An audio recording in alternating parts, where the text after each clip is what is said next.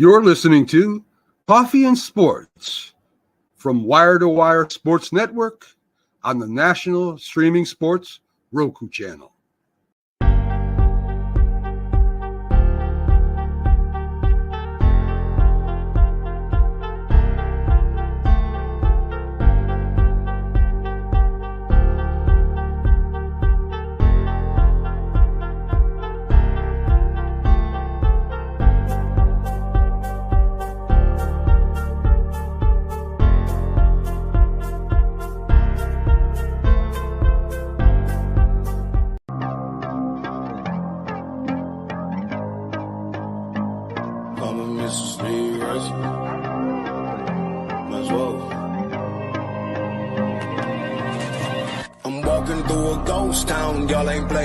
Sounds. Don't tell me to calm down. Don't tell me to calm down. Only time I go backwards is when I wanna moonwalk. Don't test me, my mood's wrong. Don't test me, my mood's wrong. We are who we say that we are. Yeah, we're lost in the stars, and it's all from the start. Never running no pace, never on the right page, but we still read that book, and we still run that race. Mississippi Racer riding out, no shortcuts, no time for that. Mississippi Racer riding out till the wheels fall off. I'm driving that. Mississippi Racer riding out, we'll stop burning, strike the match. Mississippi Racer riding out, red light, green light, red light, good night. Red light, green light, red light, good night. Red light, green light, red light, good night. Red light, green light, red light, good night. Red light, green light, red light, good night. Time to chill, don't sweat it. Good morning and welcome. It is Coffee and Sports. It is the morning show powered by Wire to Wire Network. Thank you so much for making us part of your morning routine. I am Chris, and of course, that over there, that is Mo. Mo, happy Wednesday, sir. Happy Wednesday to you, partner, and everybody out there joining us.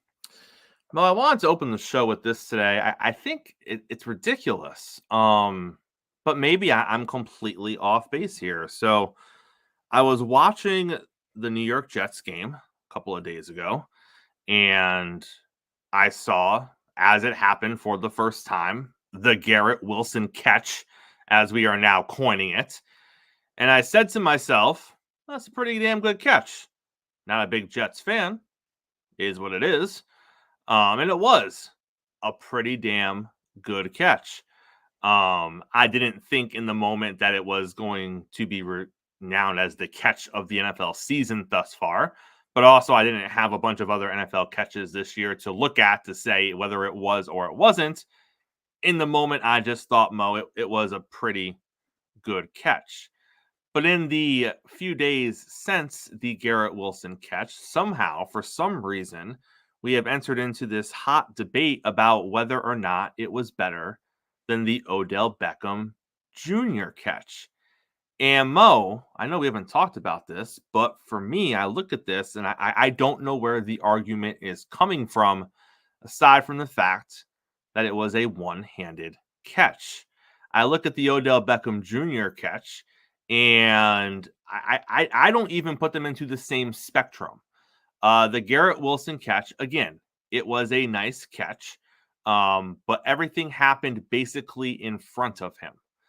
He made the catch almost directly above his head. You could see him looking up at the ball, hitting his hand. It was a great one-handed catch.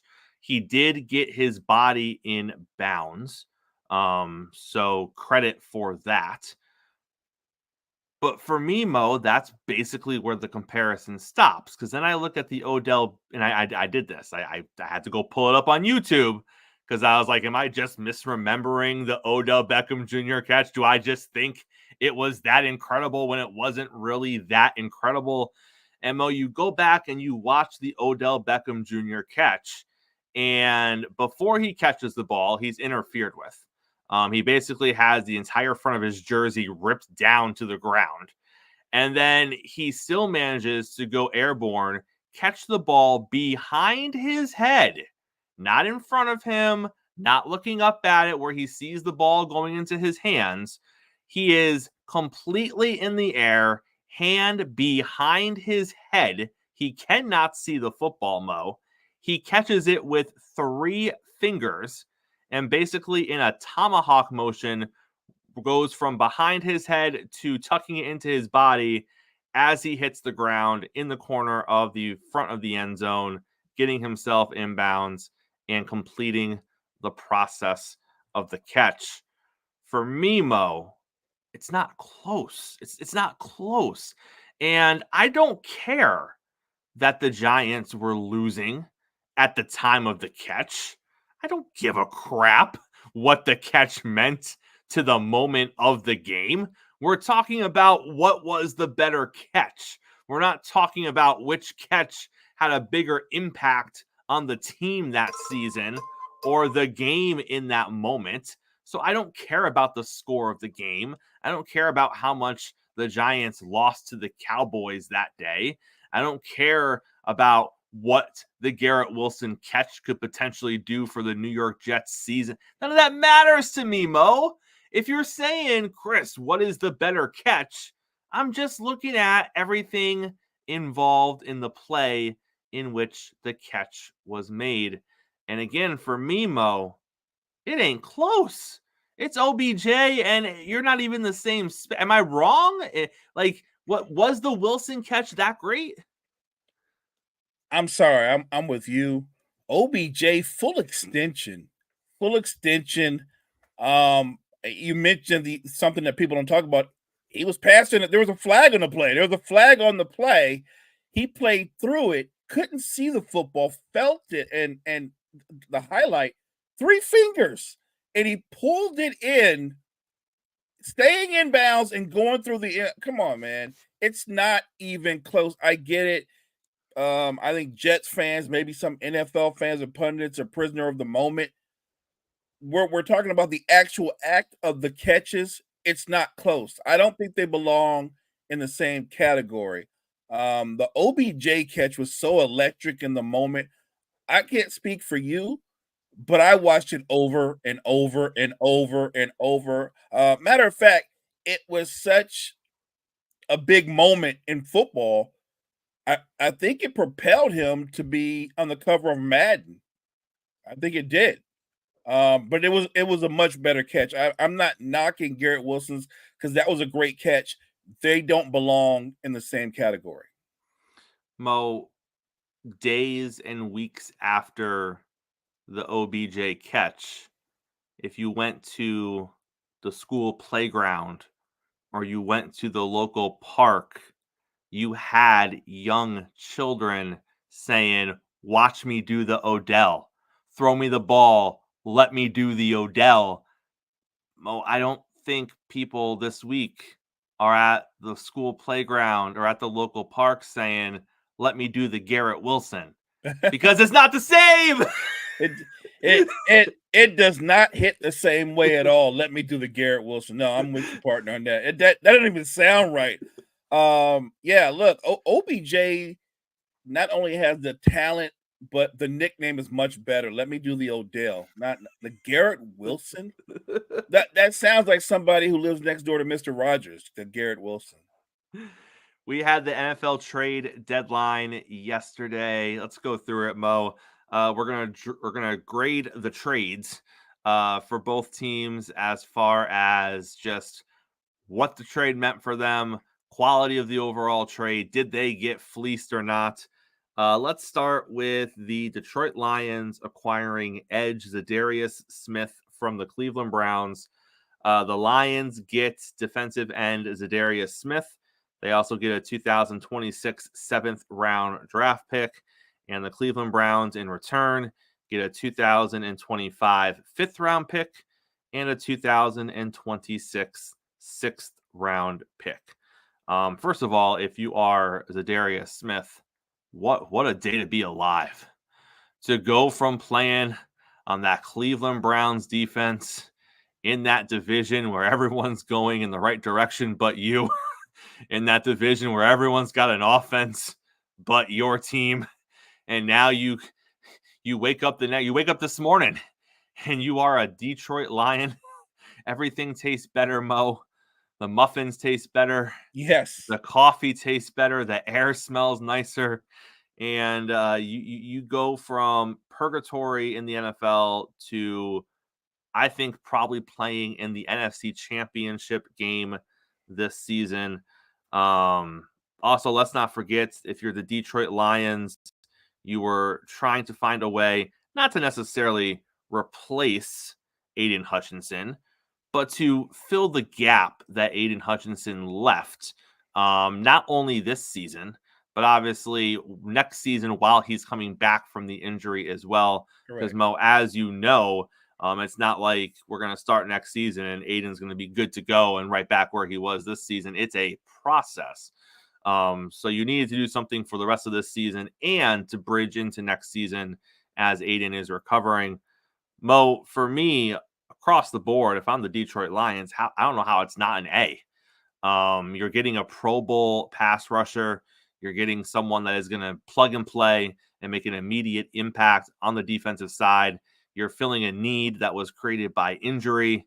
And for all intents and purposes, as far as we can tell, Mo, you're getting a player that isn't going to be a headache. You're getting a player that isn't going to be an issue in the locker room. You're not just taking a flyer on someone who is talented but is a headache.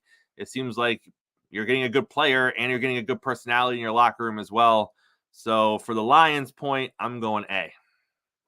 I'm going A as well. What you're getting is you're getting a great edge rusher, and you said it, to wake up and be in Detroit with a contender coming from Cleveland. Remember, he's going to get to play with the lead. When you play Detroit 9 times out of 10, they score points. The question is, can you keep up with them?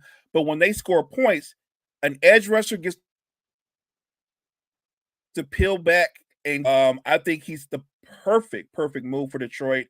I thought Detroit was going to be in the conference championship game minus him, but with him, look, barring another major injury, like I said, they are the team to beat in the NFC. This is a perfect selection. This is what happens when your coach, your GM, and your owner do the right thing going forward. When they say, look, we're built to win now, let's go get what we need. They filled a need. If you're the Cleveland Browns, it's always tough in these situations when you're a bad team and you're kind of shutting what little talent or what high-end talent you have on your team. You're never going to get the return the talent is actually worth. So I feel like in these situations, the other team is always going to receive kind of a bad grade just because of the fact that they're never going to get back what they gave up. And that's exactly what happened here. When you look at how valuable he's going to be to the Detroit Lions and what they Cleveland Browns got for him, it doesn't sync up. You're talking a pick swap next season in the 6th round and a 5th round pick this round. That's not equivalent to the value that he's going to bring to the Detroit Lions. So for me, Mo, C-, D+. I mean, you were never going to get an A or a B out of the Cleveland side of it because it was just never going to match up. No, I agree. Look, you're not going to get compensation or equal compensation for giving a player up of that caliber. Honestly, I felt like the pick swap and the 5th round pick, if that's all you're offering, he'd still be in Cleveland. If I'm in charge, if I'm with the Browns, I'm not doing Detroit a solid for that. If you want a solid, you give me a 3rd round pick at least a 3rd round pick. So yeah, I would go D-. I just thought Cleveland just keeps on losing. That's the only way I can put it. Like that is a lopsided trade. Mo, there was a point in the NFL, and granted, it was a little window, but there was a point in the NFL when Tre'Davious White was viewed as one of the most promising cornerbacks in the league. Today, he is pushing 30 years old. I believe he's 29, but he's getting close to 30 years old, and he's not a bad corner by any stretch of the imagination. But he's not what we thought he was going to be that first year or two that he broke into the league. The Ravens make the trade with the Rams to get cornerback Tre'Davious White. They get White in a 7th round pick. The Rams get a 6th round pick for next year. The 7th round pick is a 2027 pick. which at this point, what it's just a pick on a piece of paper that literally means nothing at this point when you're talking about 2027 7th round draft picks. But for me, I'm looking at it and okay. I don't think it moves the needle either way. I think it's a depth piece for the Ravens. I think for the Rams, it's a piece on secondary that they didn't necessarily need, that they're not going to miss. I don't think it changes the direction of that defense. I think that Baltimore was scouring for depth pieces for the secondary because their secondary is a bit of an issue. And I don't think they found anything high end or medium high end that was going to solve it.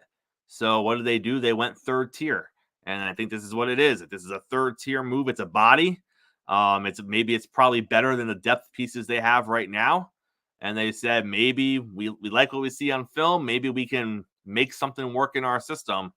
So I'll go B minuses across the board. It's not going to, I don't think it makes a wave at all. I just think it's a depth piece for Baltimore. Yeah, you went higher than me. I was gonna go C. Maybe he sees time on special team. Maybe they put him in certain nickel situations. Like you said, the problem with the Ravens defense isn't any one player, but if it was gonna just be the one player, you would have gone out and tried to pursue getting an elite cornerback. You would have tried to go to New Orleans and try to make a deal to get Lattimore, and they didn't do that. So I don't think it's a bad move, but I don't think it's one of those moves that has huge impact on the Ravens seasons at all. Like you said, it is a depth piece at best, in my opinion. Speaking of Marshawn Lattimore, the Washington Commanders make the trade for Marshawn Lattimore. The Commanders get Lattimore and a 2025 5th round pick. The Saints get a 2025 3rd, 4th, and 6th round pick, Mo. This is one of those rare situations where I think job well done by both teams. Agreed. I like the fact that the Commanders are going all in. They're saying that we think we have something special here. Lightning in a bottle. We don't know what it is. We're not going to sit here and pat ourselves on the back if we make the playoffs or we win the division and we lose in the first round and say, let's build this off season. They have a need in the secondary. They needed a number one cornerback. They thought that was going to hold them back as the season went on and into the playoffs. So they went and they got themselves one. If you're the Saints, you didn't sit here and say, we're not going anywhere. The season's probably over. Let's just give away all the pieces that we have. The Saints said, okay, you want them, that's fine, but we want fair compensation. And I think the Saints got that and more. You give up him in a 5th, and you're getting back the 3rd and the 4th, and your 5th turned into a 6th. So basically, in my mind, you traded him for a 3rd and a 4th, and then you let your 5th turn into a 6th. It's pretty good to me, Mo. I'm going B pluses across the board here. This is the rare deal where both teams, I thought, got what they were looking for. The Redskins feel like they're built to win now. They're backing their young stud quarterback and buffering a defense that was more bend and not break. But now you have an elite cornerback back there. So I love what they did going forward. And at the same time, the compensation that came back in return for the Saints is much needed because clearly when you look at the Saints, they're closer to a rebuild than being a contender. Oh, that's not what Derek Carr wants to hear, Mo. Derek Carr. The Pittsburgh Steelers trade the New York Jets for wide receiver Mike Williams. The Steelers get Mike Williams. The Jets get a 5th round pick. Okay, I'll go B's here. I think the Steelers needed a piece on the offensive side. I don't think Mike Williams is a game changer, but I think he is a solid receiver when healthy. And I'm kind of surprised the Jets got a 5th back, considering the fact that Aaron Rodgers don't like him. Aaron Rodgers wasn't going to use him. If you said to me, Chris, the Jets are going to trade Mike Williams to the Steelers, what are they going to get? I would have said they'd be lucky to get a 6th round pick, knowing how the Jets feel about Mike Williams. So the fact that they got a 5th out of that, B's across the board. And I think what Mike Williams can still do, I think he has value in the red zone. And I think that because he's a big body but good route runner, he's going to help move chains. He's going to help sustain drives. So he gives you that guy underneath that can work between the lines. So I think it's a great pickup for the Steelers.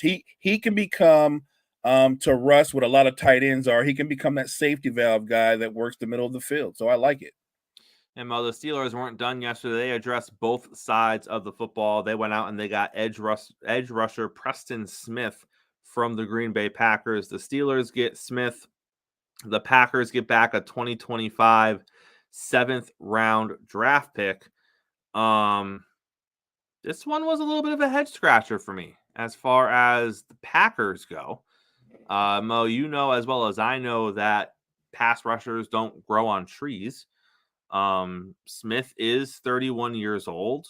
I acknowledge the fact that his production isn't what it was 2 or 3 years ago. He's had some health issues. He did have a big cap number. I think all those things were probably at play for the Packers. But again, Mo, I look at it and I say, pass rushers don't grow on trees. And you let one walk out the door for a 7th round pick. Okay.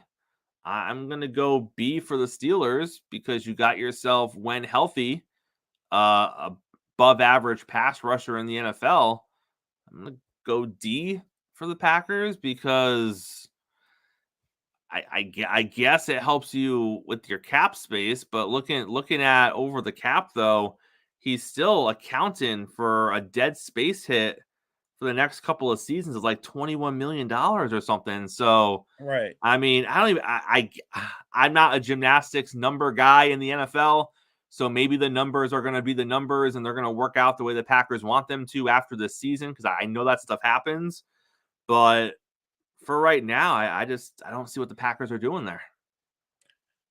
I don't really understand Green Bay's move unless there's a locker room issue that hasn't been reported.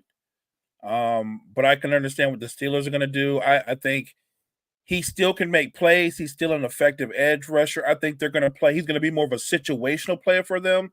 But I think that when you have Watt on one side and somebody of his ability on the other side, I think it works for Pittsburgh. I think Pittsburgh's looking around, looking at the division and looking at their chances of getting into the postseason. And I think they pulled the plug on a really good move for them. This, to me, is a lopsided trade, but maybe in Green Bay they're celebrating or something. But I think this is a great move for the Steelers. The Dallas Cowboys. Oh, yeah.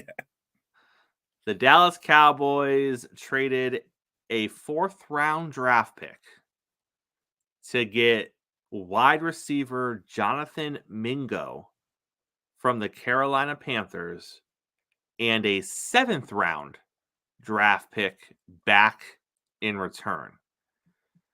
Mo, we never say nice things on this show about the Carolina Panthers. But this is an A all day for me for the Panthers. I understand that, if you're a Panther fan, you might look at this and say, well, this team needs all the help they can get as far as weapons on the offensive side and playmakers. I hear you. But also, let's not pretend that you can't go into any NFL draft the past 5 or 6 years and go as deep as the 5th round in a lot of these drafts, Mo, and pluck out starting wide receivers in this league that are 2s from the 5th round. In some cases, low-end 1s from the 5th round. So let's not pretend that's not a thing. He was selected in the 2nd round of the 2023 draft. He's only 23 years old. But through his first 24 NFL games, Mo, 55 catches, less than 600 yards, no touchdowns. that is what you're giving up a 4th-round draft pick for if you are the Dallas. You could find a better wide receiver for your 4th-round pick than this in the upcoming draft. I guarantee you, Mo, we're going to revisit this conversation in April, and we're going to look at all the wide receivers that were taken after this pick in the NFL draft, and we were going to be like, well, Dallas could have had that one or that one or that one, and they're all probably going to be more productive in their first couple of years than Jonathan Mingo. Nothing against the kid, Mo, but not for a 4th-round pick. Not for a 4th-round pick when you look at the lack of production in his career. Clearly, you say Carolina could use all the playmakers they need. They didn't value him as a playmaker. And to get back a 4th-round pick for him, look at Carolina making a smart move. That this is a win for them. Dallas, you're on a sinking ship. I don't understand the move unless you're thinking about, man, this kid could be a project that'll help us next season, because I don't see where his impact is going to be this year, especially when we just found out that your starting quarterback is going to be on IR. I don't know what Dallas is thinking. I don't pretend to know, but you know what? Jerry always thinks he's a little bit smarter than the rest of us. So somewhere in his mind, he's celebrating and going score. I don't see it. Maybe they're going to pair him with Trey Lance. And they're going to be the best practice squad players ever? Maybe. The Cincinnati Bengals acquire running back Khalil Herbert from the Chicago Bears.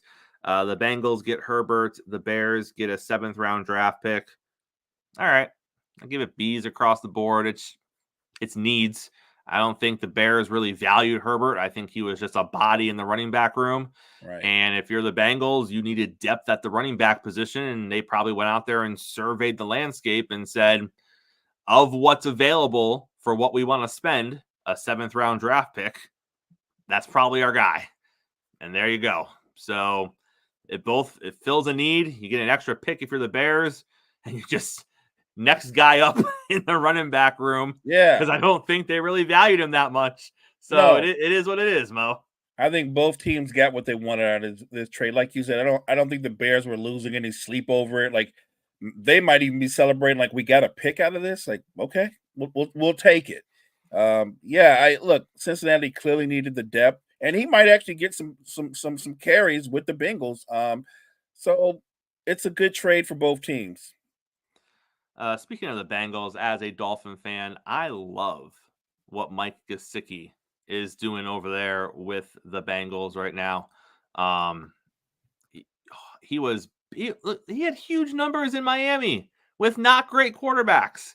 So I'm glad that he is getting some love, and I'm glad that he is getting properly used. The Arizona Cardinals get edge rusher Baron Browning from the Denver Broncos. The Broncos get a 6th-round draft pick. This is going to be another one of those, we needed some depth. We found someone that was willing to trade a piece for not a lot of compensation in return. If you're the Broncos, I think you're looking at like, okay, he was on the back end of our depth chart. We get ourselves a draft pick as a result. So we good. So I would give it C's across the board. Yeah, look, it's a good pickup. You're adding depth, and maybe he's one of those guys that might get 10, 15 plays just in your rotation to keep the line fresh. Gives you another edge rusher. I believe the Cardinals believe maybe, and I don't know what they thought coming into this season, but they're looking around right now and they feel like, I think we can win this division. Like they feel like we're a playoff team this year, and I think they're making a play like that to add more depth. It bolsters their depth. So I think it's a good trade for both teams. It's fine. And then we had your San Francisco 49ers getting defensive tackle Khalil Davis from the Houston Texans and giving up a 7th-round pick in the process. Again, I think it's another one of those depth moves. I think it's something where the Niners said we need some bulk and depth in the middle. And they said, here's what we want to give up. 7th-round draft pick. Who's going to partner with us and who do they got? And that's who they found, Mo. And we do need added depth and bulk up front. The defensive line rotation hasn't nearly been as good as it has been the last 2 or 3 seasons. So I think this is one of those moves where Lynch and company are going to bring him in. They're going to give him some opportunities to be a part of the rotation, and we'll go from there. Like, it'll either be a low risk, high reward situation, or they'll cut him at the end of the season. But we'll find out. Like, I think it's one of those moves where the other team didn't value him, and the Niners are looking at, like, let's see what the kid can do. And then that's on top of previous trades that were made prior to that. Carolina Panthers trading Deontay Johnson to the Ravens. The Vikings got Cam Robinson from the Jaguars. The Tennessee Titans dumped DeAndre Hopkins to the Kansas City Chiefs, which, by the way, Mo, I talked about this yesterday on the show. That right there might be the most impactful trade this season. D-Hop. Because we have said time and time again with DeAndre Hopkins as a Tennessee Titan, he's not a number one in the sense of he's going to take the top off the defense. He's going to be a burner. He's going to go out there and be an electric player like a Tyreek Hill or a Justin Jefferson. That's just not him anymore. But Mo, I said yesterday, that's not what Kansas City needs. Kansas City needs someone that Patrick Mahomes knows he's going to be where he needs to be, knows he has the hands to make the catch that Mahomes needs him to make, knows that on 3rd and 6, he's going to make the play and move the sticks, knows that in the red zone, there's another red zone threat that isn't named Travis Kelce, knows that if he needs to throw the jump ball, that he's got a guy that can go be the 50-50 guy in the air and get those jump balls. DeAndre checks off all those boxes for Patrick Mahomes. Patrick Mahomes did not have that prior to DeAndre Hopkins going to Kansas City, and now he has all of that. So sometimes it's not necessarily about where the player is in his career. It's about how the player fits with the team. And I think he is everything that Kansas City needed for right now. I'm a big D-Hop fan, and adding him to Patrick Mahomes in that offense, what it gives you is reliability. It gives you a receiver that can high point the ball. It gives you a great route runner. No, he's not going to take the top off the defense, but his value in the red zone, his value when you need somebody to make a tough over the middle 6-yard catch, contested catches, still probably top 2 in terms of best hands in football. Just an incredible, he's gifted. But then think about this: even though he's not what he was, Chris, you're putting it with him with Mahomes.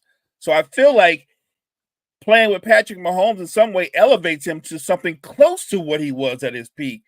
This move right here, like you said, to me, gave the Chiefs another weapon. A team, by the way, that's still undefeated.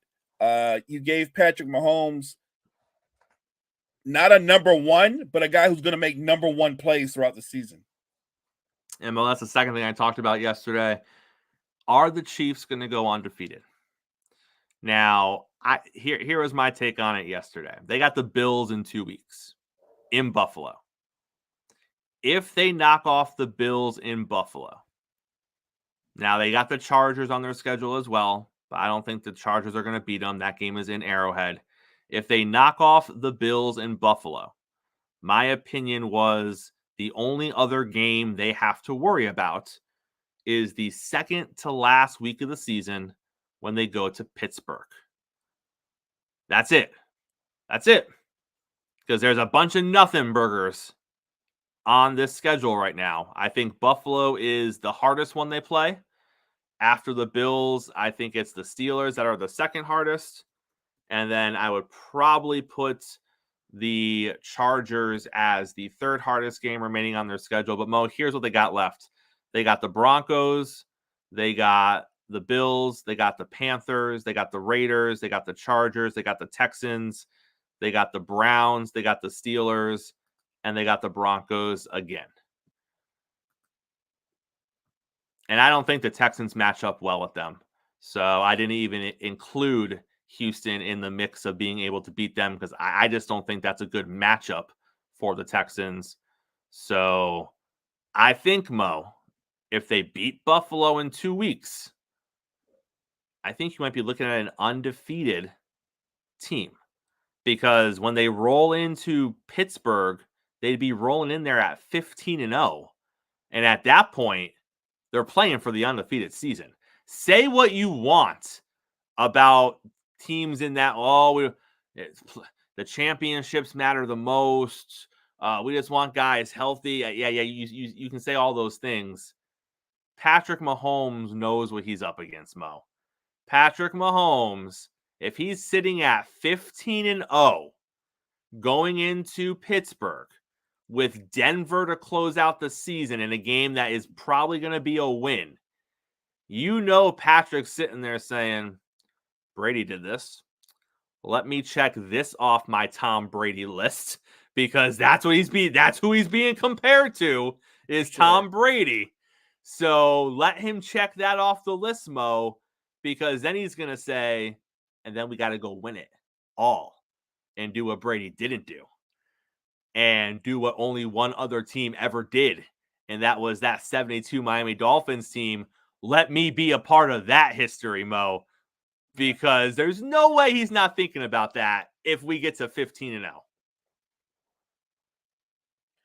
I couldn't agree with you more. I think Patrick Mahomes, he's not letting himself go there yet, but if they have the opportunity, as you pointed out, they roll in there in Pittsburgh at 15-0, yeah, they're going to go for it. Not to mention, like you said, Brady couldn't close the deal.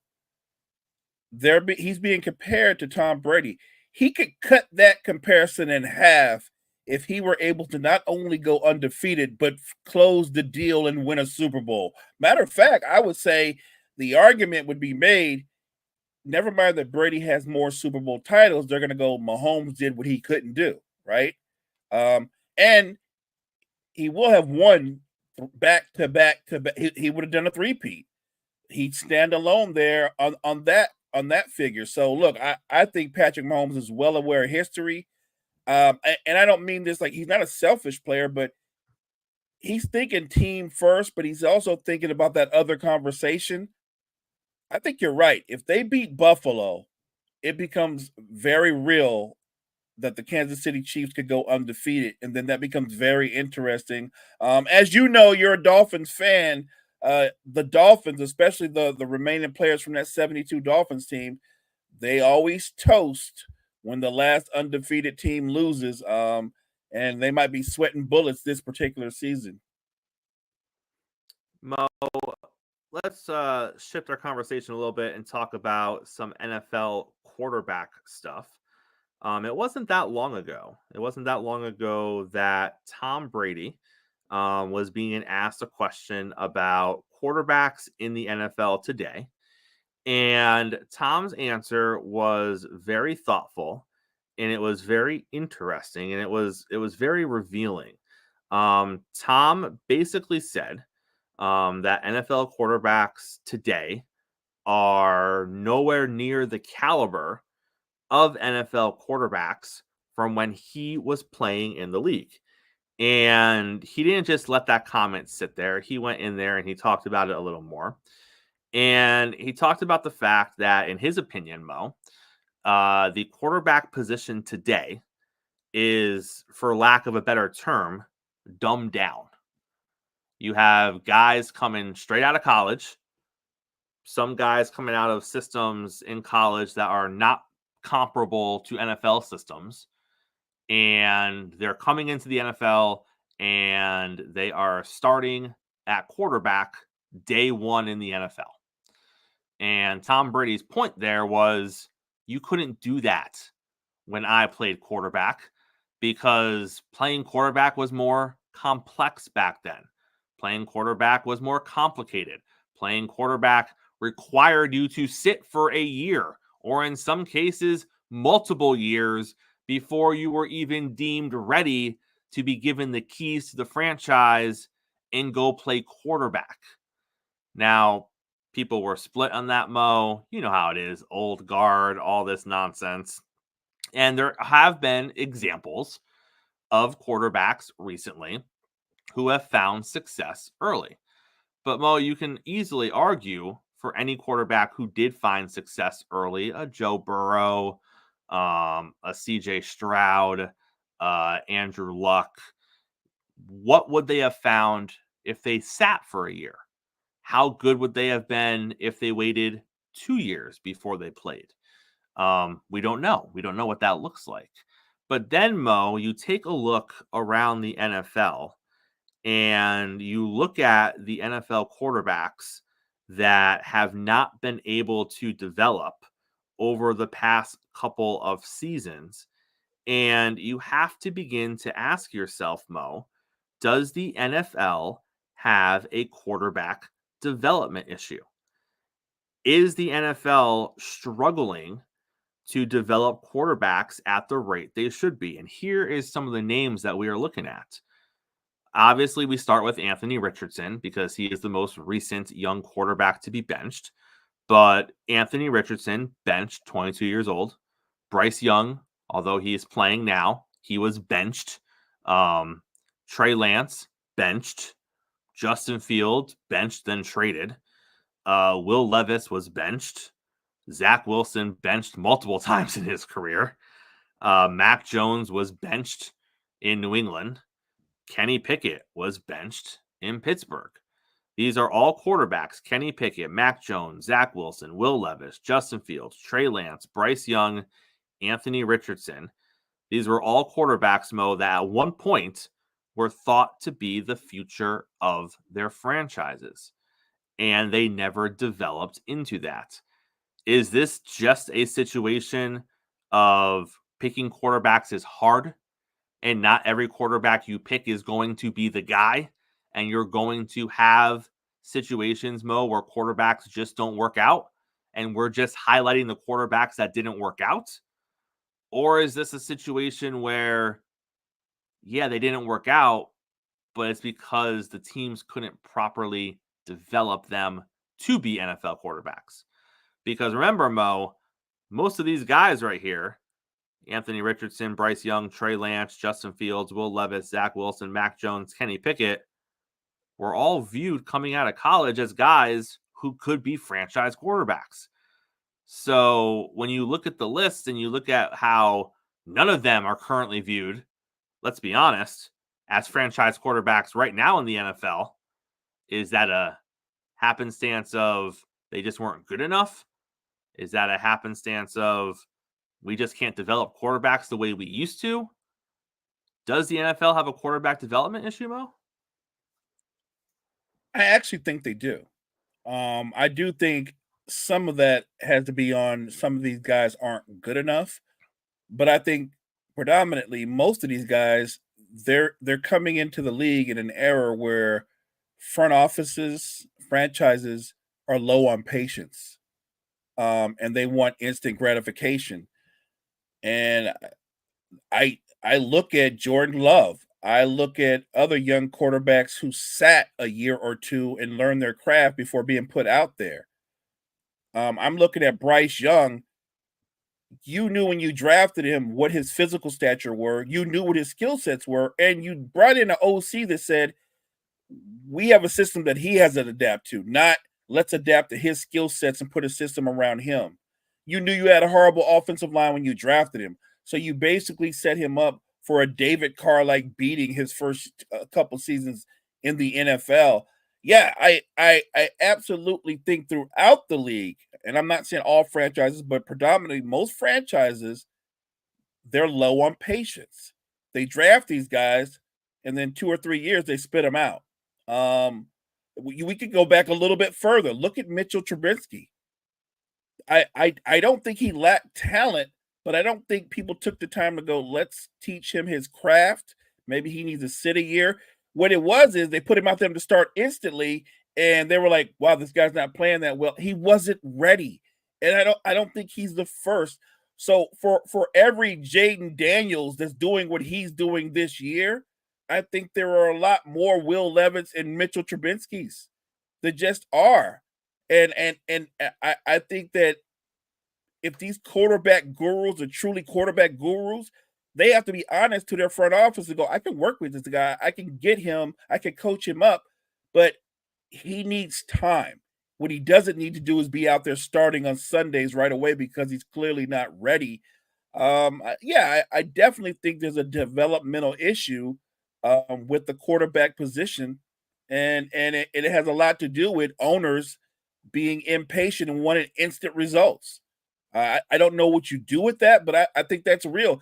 Justin Fields didn't do horrible as the Steelers starting quarterback. He didn't. He protected the football. They found ways to grind out wins, but he protected the football.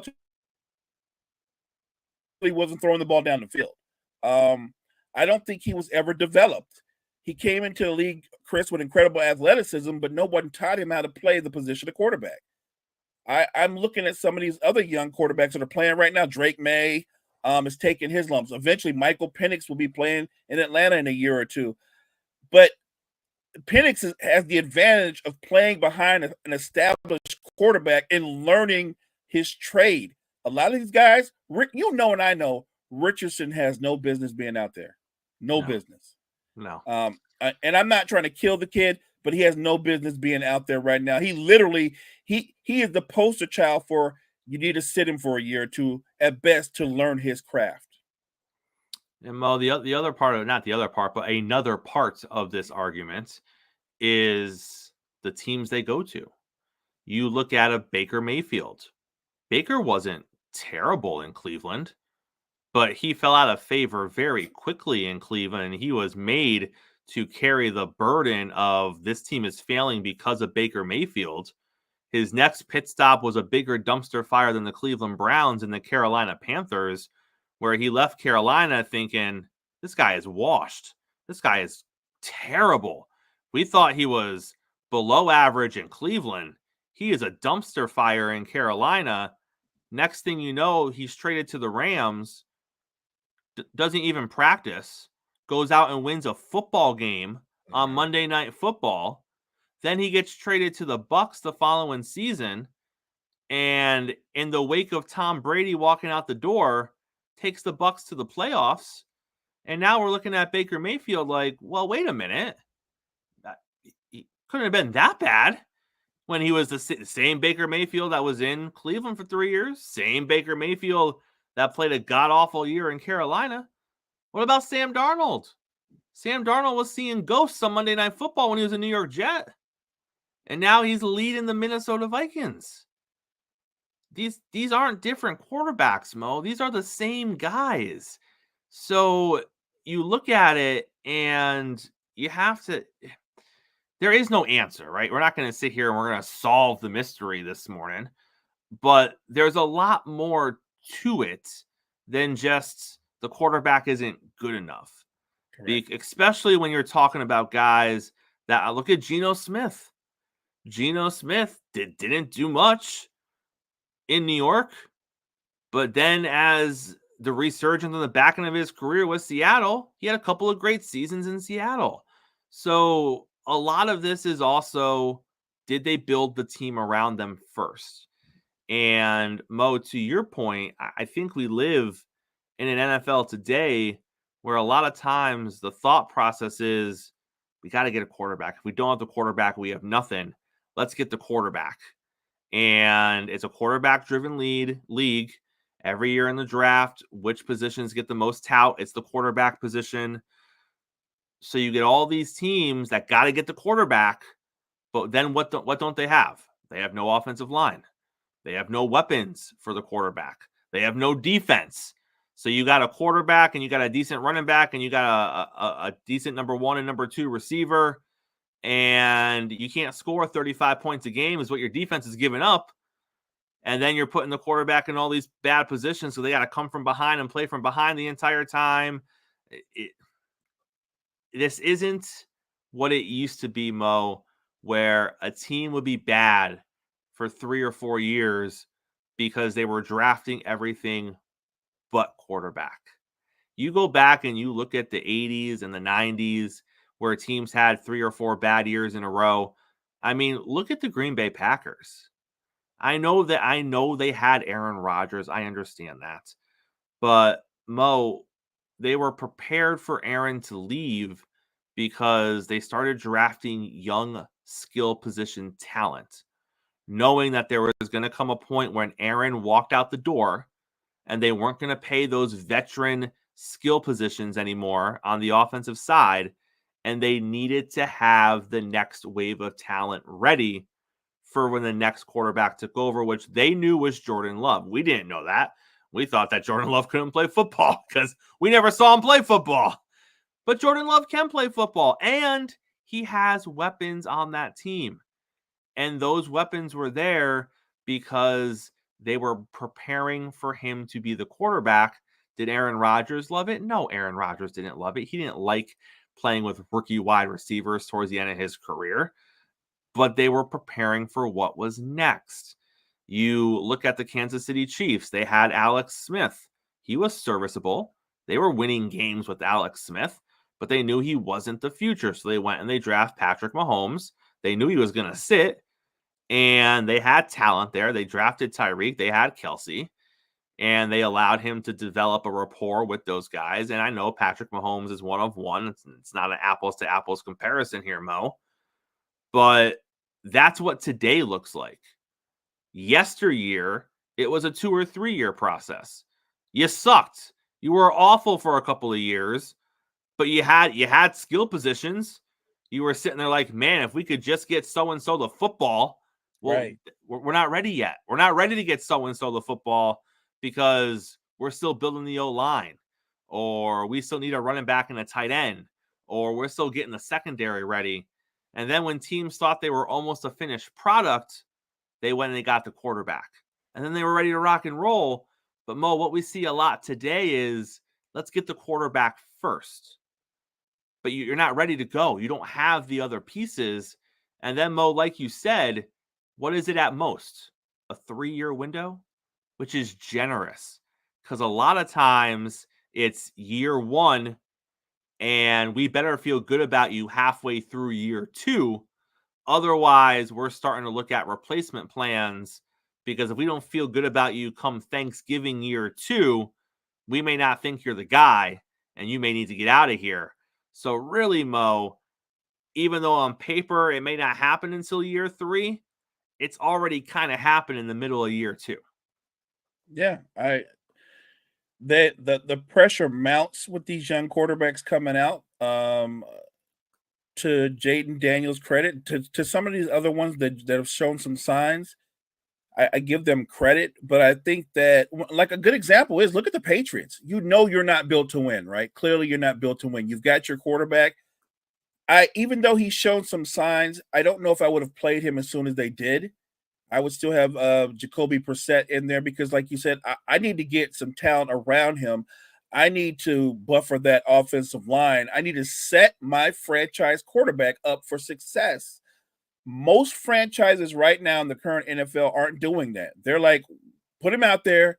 Let's see what he can do. Even though Chicago probably did as much as you could do to set a young quarterback up for success, if you watch their offense, they've got all the skill positions in the world, but you know what they don't have down pat? Their offensive line is not great. Caleb Williams is running for his life back there, and it shows. He's seeing shadows already. I do think a really brutal, rough first season as a rookie quarterback, I think it could take you to the left or to the right in your career. I really do. I fully believe that. I'm not knocking what Caleb Williams could be, but I don't think Chicago totally set him up for success, because I don't care what your skill positions are. I've said this 1,000 times. If your offensive line is bad, your offense is going to be bad.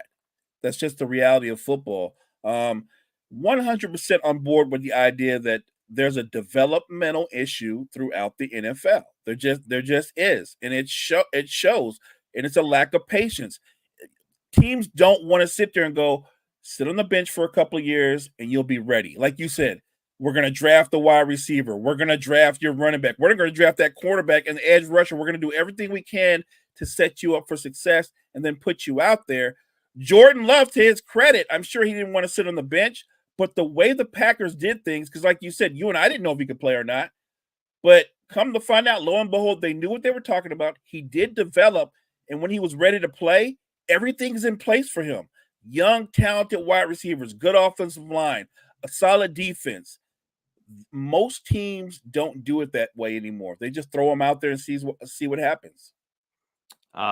Caleb Williams has such a terrible offensive line, Mo, that his own receivers are leaving the field mid-play as he is scrambling for his life back there.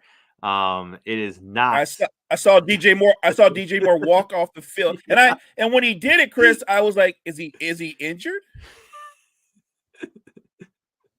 Oh, what is going on? I've never seen that before. All this live action was still going on. Caleb Williams running for his life back there. DJ Moore is like, "I've had enough." He pulled an Anthony Richardson. All right, I'm just gonna go sit this one out, guys. I ran around enough. He didn't give me the football, so I'm gonna go sit down real quick. What did he tell the coach? I'd love to hear that conversation. Like, he wasn't gonna throw me the ball. Right. And the sideline was right there. I mean, might as well. Right. Mo, let's wrap up with this today. Let's do a little NBA. The Golden State Warriors are 6-1, Mo. The 6-1 Golden State Warriors. Are they real, Mo? Are the Warriors for real? Yeah. I don't want to be the negative guy, but I don't think so. I don't think so. Look, if I told you that the Golden State Warriors with the roster they have were going to be 6-1, you wouldn't believe it. And by the way, a guy that we both love is their leading scorer. Buddy Hield's their leading scorer, averaging 21 points a game. Buddy. Let's go, Buddy. Yeah. Do I think that's sustainable? I do not. I do not. The biggest surprise team for me is Cleveland. Yeah, they're undefeated. In all fairness to Warrior fans, you have to look at who they've played. I think of their 6 wins, 5 of them have come against the bottom of the Western Conference, like literally the bottom of the Western Conference. Their only loss also came against the bottom of the Western Conference in the Clippers. And then their other win came against the Washington Wizards, who are in the bottom of the Eastern Conference. As usual. So, but we'll see, because they got Boston tonight, I believe. And then they go on a little run here, do the Warriors. I think they got Boston. I think they got OKC in there. They got another good team in there. It might be Cleveland. But they got a stretch of like 4 games coming up with like really good records of teams that are off to pretty solid starts. So we'll see. You know, if they go 500 during that stretch, maybe they got something there. You know, Steph came back healthy. We'll see. Fair enough. And I always tell people this with the NBA before we start planning parade routes. Let's see what your team looks like 25, 30 games in, because that's what your team is. 25, 30. We have a better idea what you are. Look, I don't want to get into the Buddy Hield thing again, but I'm just saying, if he's your leading scorer, there's got to be a part of you that know that this is fool's gold. Well, I will say, though, I think it was the second or third Warrior game this year. And I don't know if you saw this, but there was a moment in the game where Steph gets the ball outside the 3-point line on the right side of the key, and he goes no-look pass behind him to the corner, and nobody's there because that was Klay's spot. And it was just muscle memory for him that Klay was going to be there, and there was no Klay. Mo, that hit me on so many levels because it happens, right? And you're like, oh, Steph, what are you doing? Like someone missed their spot or something. And then like later on in the game, they revisit that and they're like, look at this. They got like put in there like a little package of like all the times he did that and Klay was there. And you're like, oh my gosh, he did it because in his mind, Klay was going to be there. Right. Klay wasn't there. That's messes with tough. you, but that messes with you on a whole different level, Mo. I'm a fan, and it messed with me. Like, holy cow. Mo, take us to an end on a Wednesday, sir. Thank you guys so much for joining Chris and I this morning. Make sure you check out all the great content we have at Wire to Wire Network. Wire to Wire Network, we appreciate you guys. Hey, make sure you guys are coming back same time, same place tomorrow.